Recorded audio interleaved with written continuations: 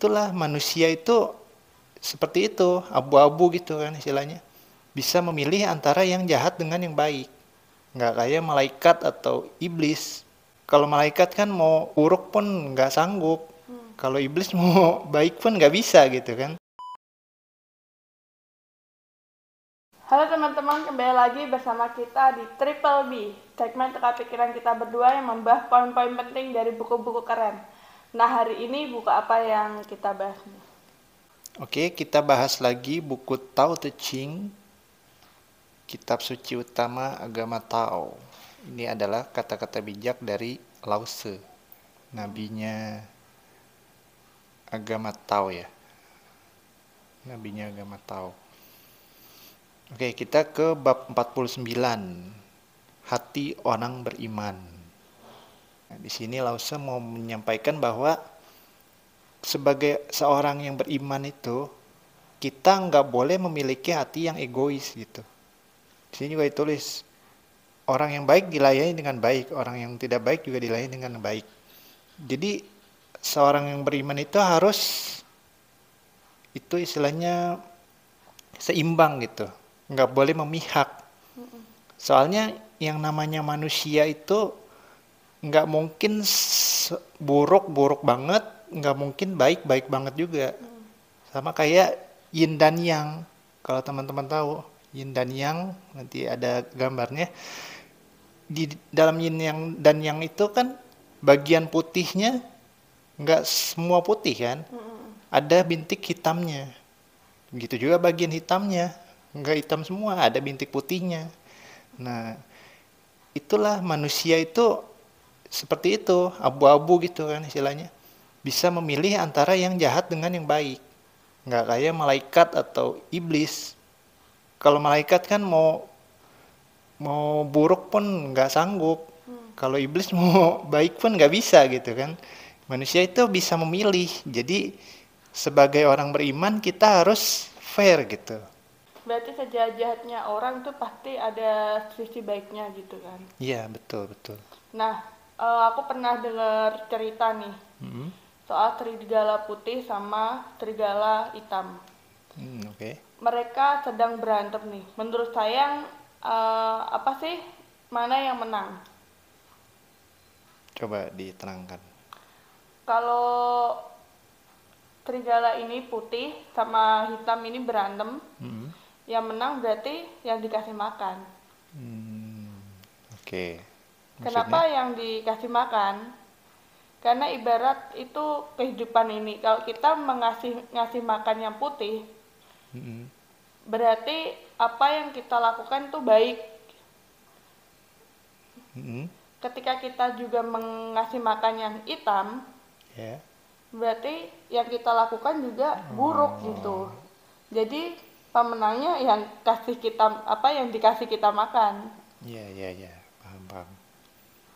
Jadi antara serigala putih dengan serigala hitam yang menang adalah yang dikasih yang makan itu dikasih makan pakai. oleh kita. Itu kalau diibaratkan sebagai diri kita sendiri ya. Kalau kita memberi makan diri kita dengan kebaikan gitu, itu kita ngasih makan serigala putih ya maksudnya, maka kehidupan kita juga akan Baik putih gitu. gitu ya kan, berjalan ke arah kebaikan.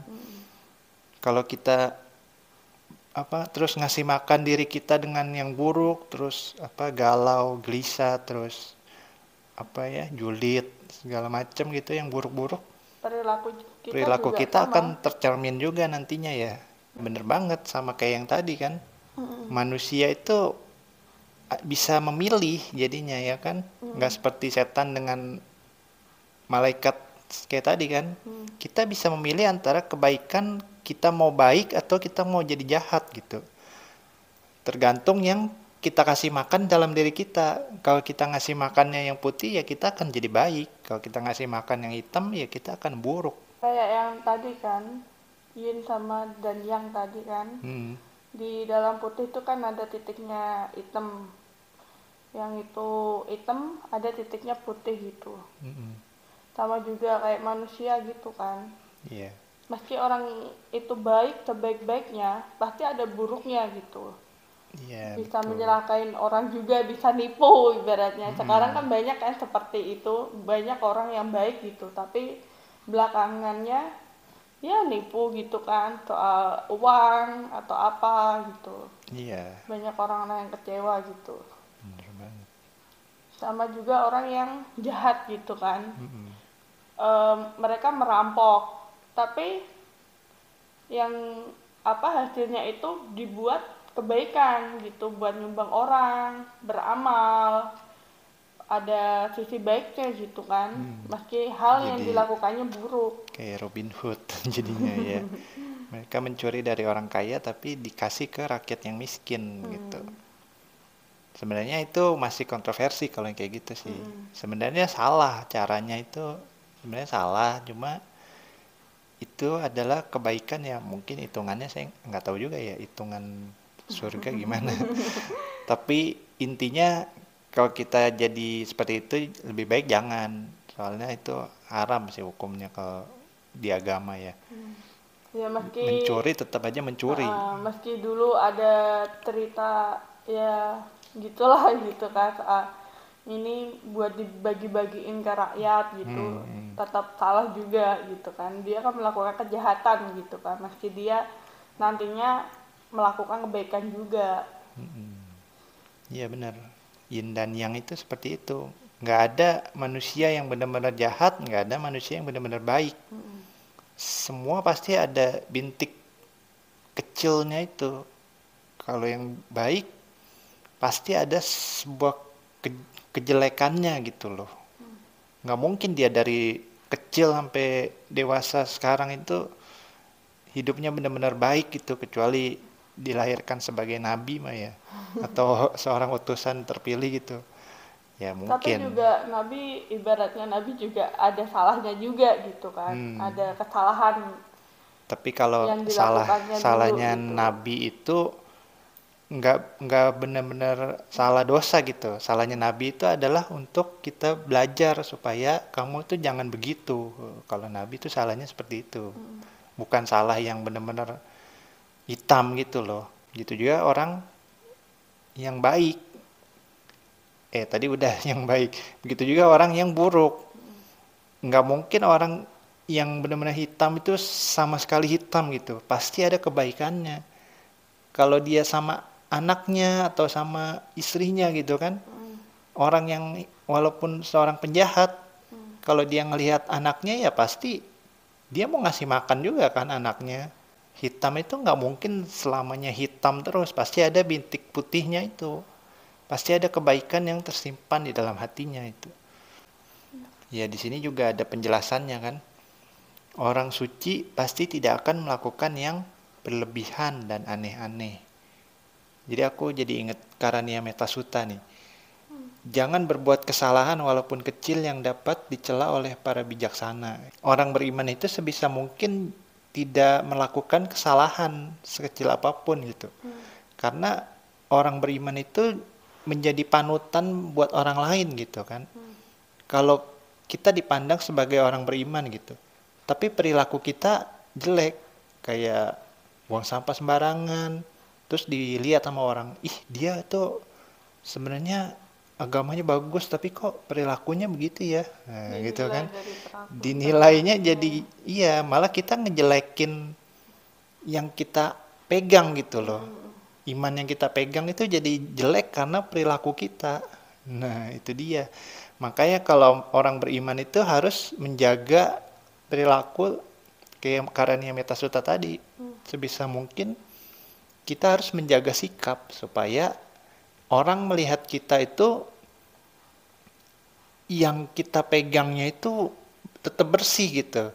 Jangan sampai sesuatu yang iman yang kita pegang gak jadi kotor gara-gara perilaku kita gitu ya kan. Apalagi udah orang yang dipandang sebagai pemuka agama gitu. Jadi kesimpulannya adalah sebagai orang beriman kita tidak boleh memikirkan diri sendiri gitu. Perilaku kita sedikit banyak harus berguna bagi kemaslahatan orang banyak gitu. Dan perilaku kita itu yang paling penting, jangan sampai mencoreng apa yang jadi kita pegang itu, iman yang kita pegang. Jangan sampai tercoreng karena perilaku kita yang kotor, apa sih? Karena perilaku kita yang kurang baik, ya. Sebagai orang beriman juga kita harus lebih fair gitu sama orang lain ya. Jangan memandang yang kita lihat sebagai orang yang putih gitu, bersih, terus kita agung-agungkan, kita puja-puja, tapi kita ngelihat orang yang kelihatan hitam, terus kita jelek-jelekin gitu, itu sama sekali bukan perilaku orang beriman. Kalau orang yang beriman itu kita memandang sama kayak di Bhagavad Gita gitu. Kita tidak terikat oleh rasa duadas, rasa suka dan tidak suka itu. Jadi pikiran kita itu netral bahwa semua ini pasti yang baik pasti ada keburukannya, yang buruk pasti ada kebaikannya itu. Udah sih kamu gitu aja. Nah, demikian pembahasan kita hari ini. Semoga ada manfaat-manfaat yang bisa teman-teman ambil. Terus dukung channel kita dengan like, comment, subscribe, share, dan lain sebagainya. See you next time.